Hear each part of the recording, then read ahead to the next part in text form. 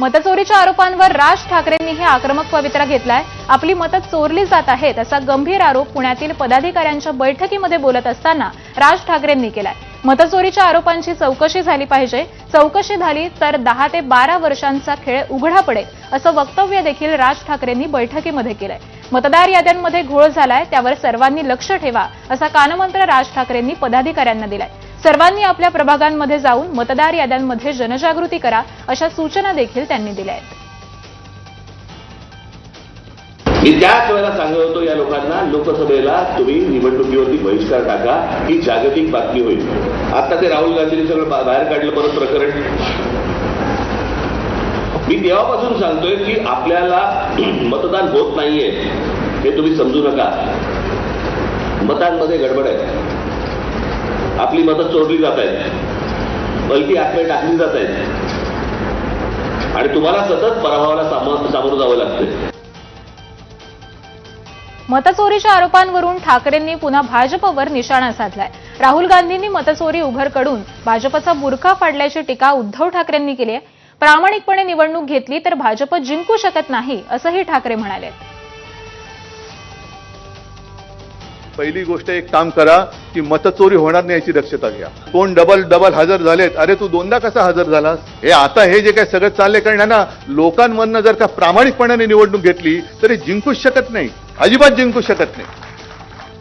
आणि महाराष्ट्र तर अजिबात जिंकू शकत नाही। जे जिंकले ते काय, त्यांनी मतचोरी कशी केली हे आता राहुल गांधींनी उघड केलेले आहे।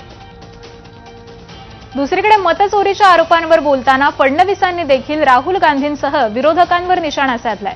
मतचोरीचे आरोप करणाऱ्यांचं डोकं चोरीला गेल्याची टीका मुख्यमंत्री फडणवीसांनी केली आहे। अभूतपूर्व असं यश मिळालं, तुम्ही या यशाने आनंदी आहात। अजून ते तोंडावर पडले, थोबाडावर पडले, मातीत मिळाले तरी देखील सुधारायला तयार नाहीत। रोज म्हणतात वोट चोरी, वोट चोरी, वोट चोरी। यांचं डोकं चोरी झालेलं आहे, त्यातला दिमाग चोरी झालेला आहे। स्वातंत्र्यदिनी शहरात मांस विक्री बंद ठेवण्याचा आदेश राज्यातील काही पालिकांनी दिल्यानं वाद पेटला होता। हा वाद शांत होत नाही, तोच आता मटणाचा विषय पुन्हा एकदा चर्चेत आलाय।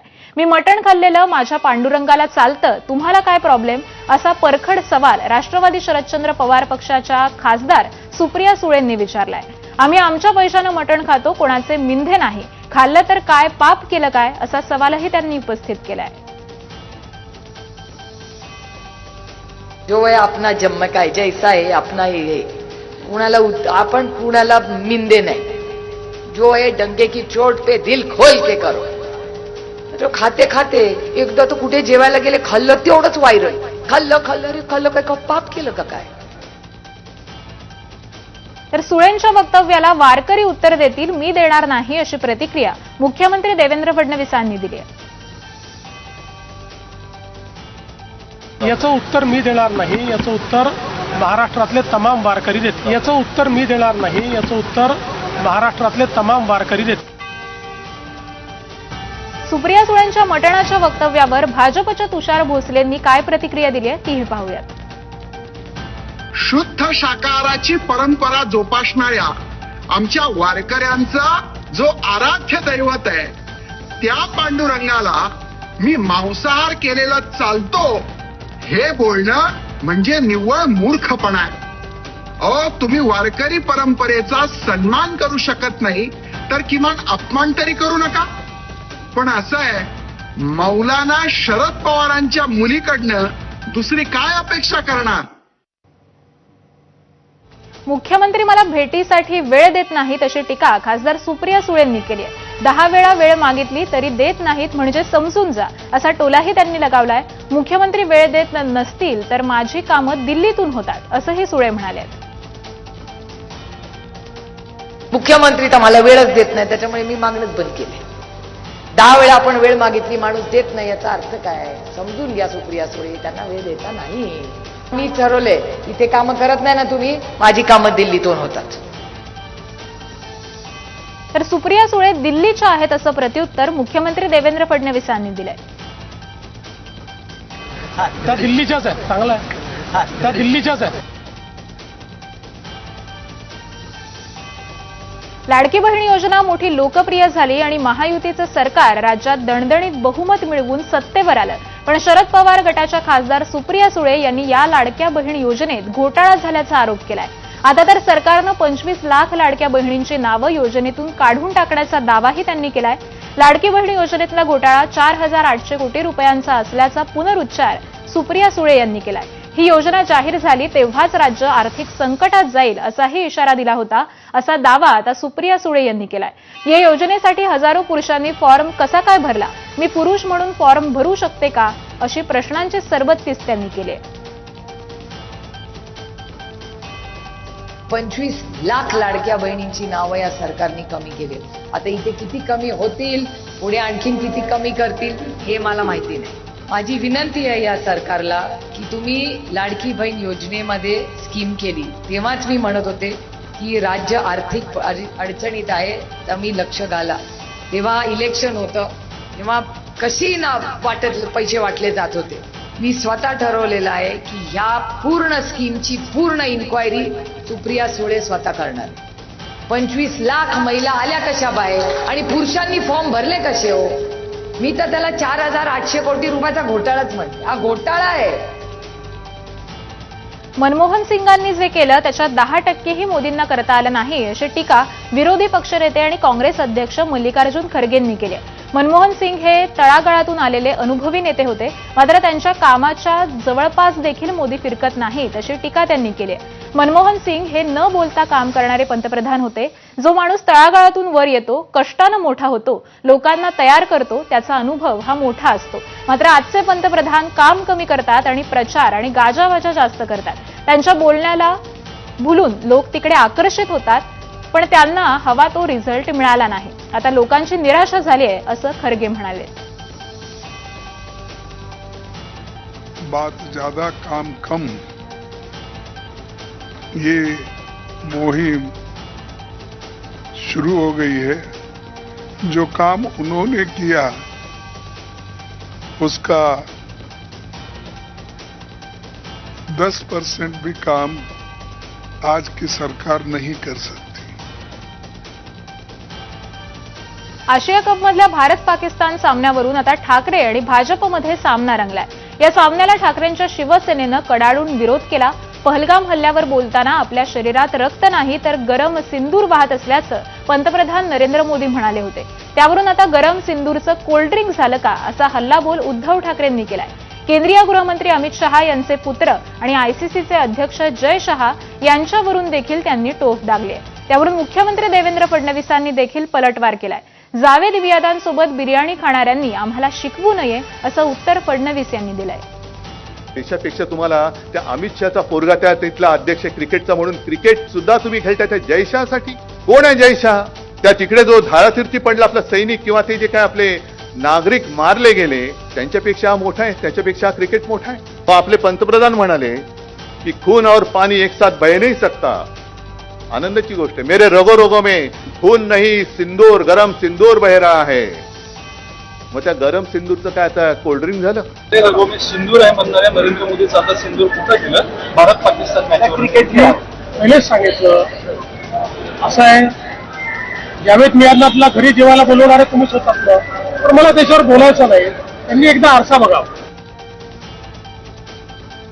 दरम्यान भारत पाक सामन्यावर उपमुख्यमंत्री अजित पवारांनी सावध प्रतिक्रिया दिली आहे. कोण टीका करतं? एक व्यक्ती जो सकाळचा 9चा भोंगा आहे तो टीका करतो. खेळामध्ये असल्या गोष्टी आणू नये असं म्हणणारा पण एक वर्ग आहे.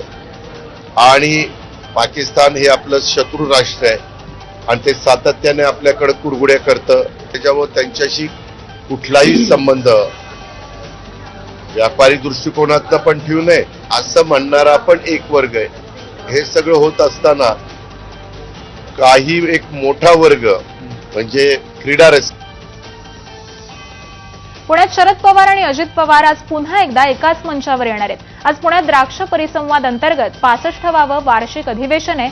त्यानिमित्तानं दोघेही जण एकाच मंचावर येणार आहेत. यावेळी दोघेही एकमेकांसोबत संवाद साधणार का हे पाहणं महत्वाचं असणार आहे. यापूर्वी देखील दोघे अनेकदा एकाच मंचावर आलेत. पुण्यातील वसंतदादा शुगर इन्स्टिट्यूट इथं होणाऱ्या एका कार्यक्रमासाठी काही महिन्यांपूर्वीच दोघे जण एकाच मंचावर आले होते. यावेळी अजित पवारांनी शरद पवारांच्या बाजूला बसणं टाळलं होतं. त्यामुळे आज होणाऱ्या कार्यक्रमात तरी दोघे एकमेकांच्या बाजूला बसणार का हे पाहणं महत्त्वाचं असणार आहे.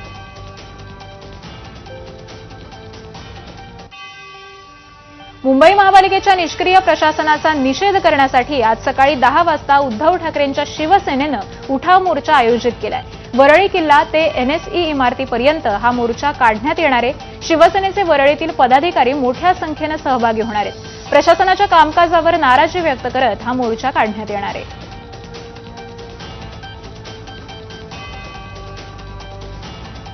मुंबईच्या वानखेडे स्टेडियमवर MCA कडून क्रिकेट संग्रहालय साकारण्यात आलंय. क्रिकेटची परंपरा, वैभव आणि अनमोल आठवणी या संग्रहालयाद्वारे बघता येणार आहेत. MCA Sharad Pawar cricket museum असं या संग्रहालयाचं नाव देण्यात आलंय.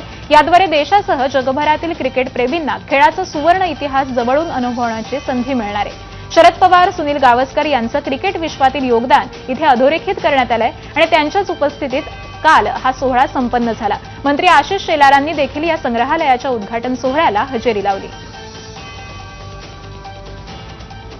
आज तुम्ही जे हे संग्रहालय त्याचं उद्घाटन केलंय ते एक फार छान काम केलं तुम्ही. जे युवा खेळाडू आहेत त्यांना सगळ्यांना इथे येऊन एक उत्तेजन मिळेल की काय केलं, कशाने ते मोठे, कुठले जे क्रिकेटर आहेत ते मोठे झाले, कसे काय त्यांनी परिश्रम घेतले, काय कसं केलं. जो इतिहास या क्षेत्रामध्ये अनेकांनी घडवला त्या संबंधीची म्युझियमची आवश्यकता ही एक अत्यंत महत्त्वाची गरज होती. आणि आत्ताची जी कमिटी अजिंक्य आणि त्यांचे सहकारी असे समितीचे मेंबर या सगळ्यांना मी धन्यवाद देतो, अभिनंदन करतो की ही संस्था त्यांनी या ठिकाणी बसून काढली.